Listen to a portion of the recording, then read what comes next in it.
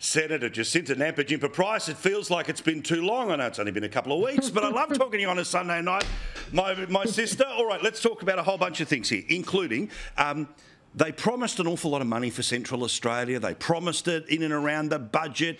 And I'm pretty sure that once you spent a little bit of time in estimates, you started to work out this was a very shiny press release, probably cobbling together some old money, some bringing forward of money. What's really happening in Central Australia with this $250 million? Nothing at the moment. I was told in a meeting with the minister that basically there was going to be a committee put together, another committee put together from 4 different regions in the area. And they were to determine how the spend, where the spend would go. And I did ask, well, how are those people from those regions, I think 2 people from each, how are they selected? Are they going to be appointed? What's the go? Oh, and the response was, we're just going to let them figure it out themselves. So the leadership here wants to be at arm's length on how this, the determination of how this is spent. Leave it to the bureaucrats, leave it to this supposed committee.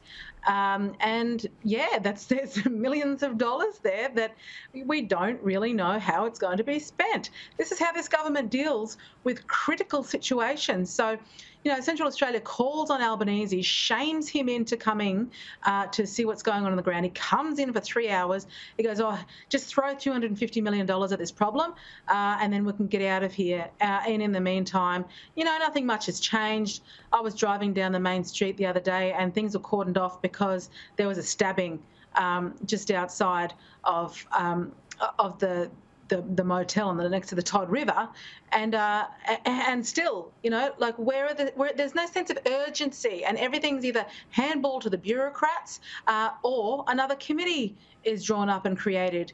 And during the first meeting, I was advised that I'd be participating in a bipartisan capacity to help determine where this money might best be spent in order to support the community. So far, no such event has happened, and there was sort of when I said, what's the follow-up on this? Why hasn't this happened yet?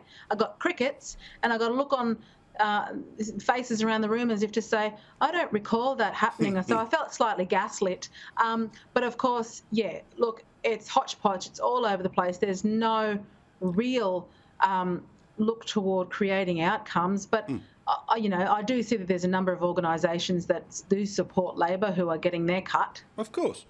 Well, this is the thing. And again, as we talked about before, about all the beaks that are being wet by the relationship to the NT government, and then miraculously you don't come out and call out the failures of the NT government. This is the problem when the people you are funding become overly reliant on the close relationship of the people that they're sending the money to. But I think more importantly is the sense of urgency. Like, there's no suggestion here that the minister's been on the phone every day since December, right? We all know that hasn't been the case because there's the bigger goal of the Voice to try to achieve right now. So I wanted to ask you about a couple of things here, including some stuff about, it seems that we're getting to a particularly heated part of the conversation where we already knew it was getting personal, but now it's getting particularly personal, where some of the language is starting to become quite pointed in all directions, and who pointed first is now the argument. This is still months before the damn vote. Why are people so wound up about this?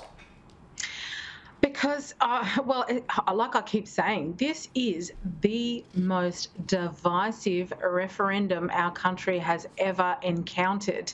I mean, you know, you've got people on the yes side who are name calling, making, you know, drawing on, you know, racial sort of arguments and hoping it doesn't go down that particular way, but then highlighting it. And also there's infighting going on within the Yes campaign itself. And I made this comment actually on one of the posts on The Australian today regarding exactly this. I said, well, welcome to Aboriginal politics, where basically the person who beats their chest the loudest and shows the most might ends up winning, ends up on top, ends up getting the results that they want, and it's demonstrable of what this voice will end up being. I mean, it's evident that even between groups of Indigenous Australians, that not everyone gets on with one another, particularly, and there's a lot of infighting that goes on. So who's to say that proponents of the voice, who aren't actually being held to account by the taxpayer but being funded by the taxpayer, are actually going to come to agreement on anything?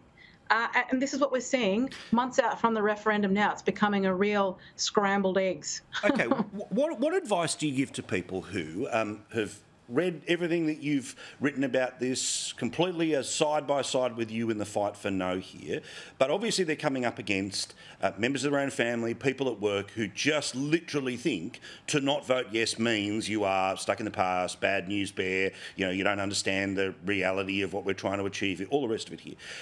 For those who want to argue no, how do you believe it is best to argue no in a reasonable fashion so we don't end up with families screaming at each other at barbecues where daughters are going to call dads racist and grandparents are just going to roll their eyes and walk away?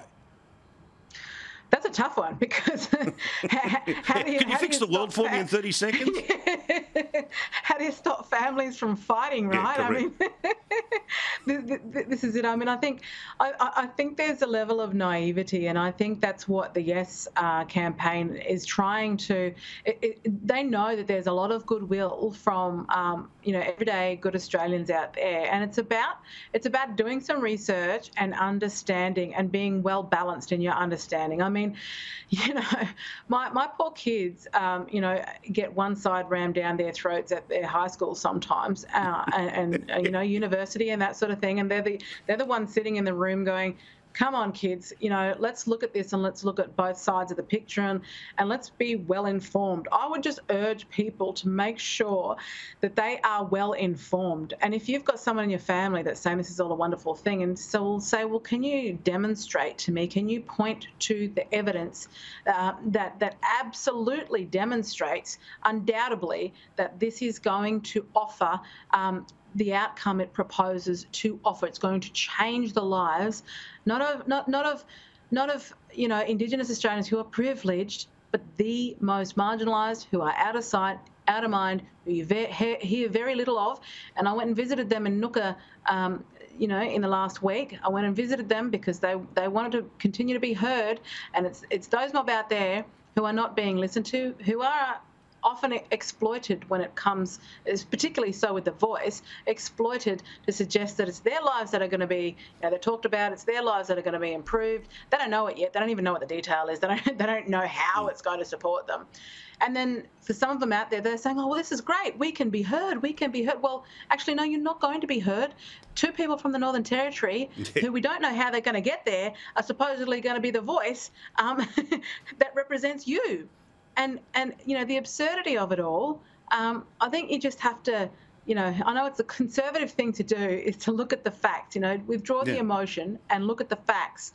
But ultimately, you have to look at the facts because, our most marginalised as a result of this will continue to be left behind, and they will probably become further marginalised. Yeah, my suggestion is, or if you don't mind me answering my own question here, one of the tips is that when the conversation starts to fire up, nobody's going to change anyone's opinion. But there is an extreme, I think, majority of people in Australia who go, so what's this about? What's the thing? Do I have to vote? And those are the people that you're having the conversations with. Sort of screaming with a Radio National lover is not going to change anyone's thing. It'll just make everyone else feel awkward around you. And there's always that one person going, anyway, so the new Fast and the Furious movie. All right, Jacinta, thank you. We love you. Make sure you follow all of our socials and everything all week long here. Thank you, mate. We'll talk to you soon.